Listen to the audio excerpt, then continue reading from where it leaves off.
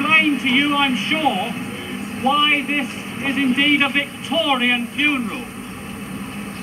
For we know that at this time, Victorian values are very popular in some quarters.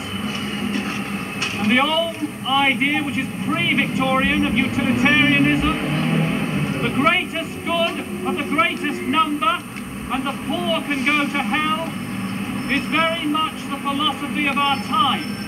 That then is why we are in Victorian costume. This is indeed, in one sense at least, a time of mourning. As it says on the end of the coffin, the welfare state was born in 1948. Now in 1988 it is ailing. The unemployed on average will be £5 to £8 a week, worse off in real terms, due to the fact they have to pay 20% of the rate, water rates in school, and not being eligible for the annual inflationary rise benefit.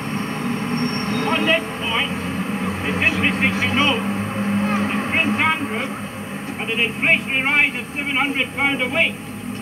That and other budget handouts to the rich are obscene. The government says nobody will lose benefits. Look at me, I am a carer. I can't work in a paid job because I look after a severely disabled person.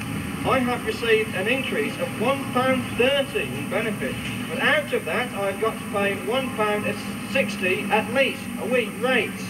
Anyone else in my position who claims after today will get £12.12 a week less than I get now. I'm 23 years old. I've recently become a council tenant and recently lost a job. I am going to be assessed under the new income support system for 18 to 25-year-olds. Under supplementary benefit, I could have got from £34 to £36 a week. Under income support, that's going to be cut by approximately £10 to £26.5p a week.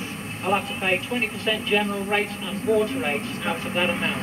And it is impossible for any youth taking on their own accommodation to live on that amount of money. But not only this, Thatcher also is scrapping the grants that enable many youth who can't stay in the parental home to move into independent accommodation. What's going to happen to all the people coming out of care? Not one single welfare organisation in the whole country that recognises this is good legislation. Every single organisation in the country that deals with welfare rights or with social funds has declined this legislation as iniquitous and making poor people poorer.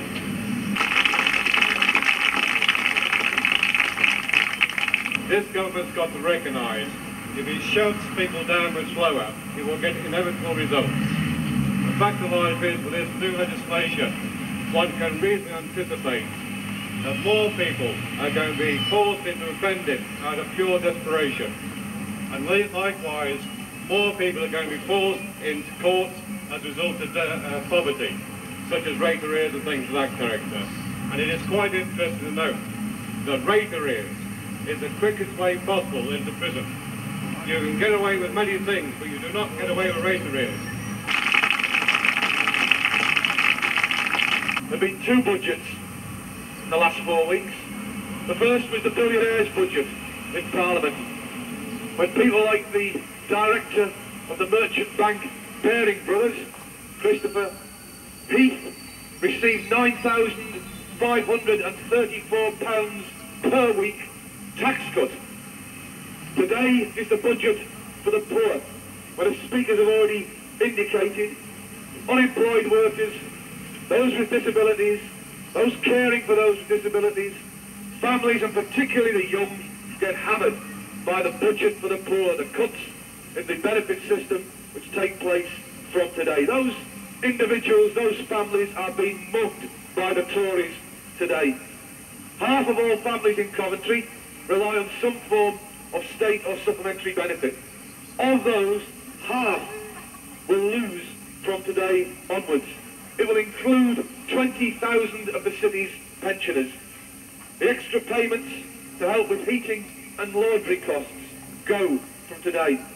Large number of people with disabilities, as Mary has told us, will lose at least 5 or £6 a week. Young unemployed single people without children, £8 or £9 a week. Single parents with one child under 5-year-old, at least £6 a week. All claimants will have to pay 20% of rates and all of water rates, and all 16 to 17-year-olds, perhaps as many as 4,000 or 5,000 in the city of Coventry, will lose all rights to supplementary benefit. Contrast that with the opulence of the hundreds and thousands of pounds in tax cuts given on a weekly basis to the rich some 4 weeks ago. Thatcher has a message for us today. The rich need the incentive of tax cuts to make them work harder, where almost half the population need the whip hand of benefit cuts to give us the incentive in order to work harder to make profits for Thatcher and for her friends. There are 4 million people still without jobs. There are 6 million people living in damp houses. There are 9 million people in low-paid jobs. There are 10 million people who can't afford a holiday without staying with relatives. There are 18 million people living on or below the margins of poverty and relying on supplementary benefits. 1% of this country owns 21% of the wealth.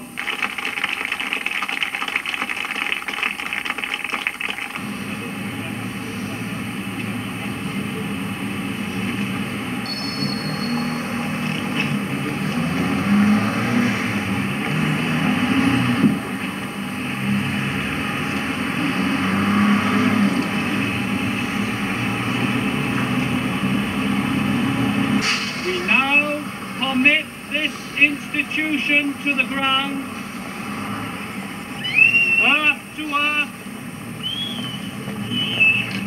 ashes to ashes, dust to dust, but in the great hope of the resurrection to new life, that once again this institution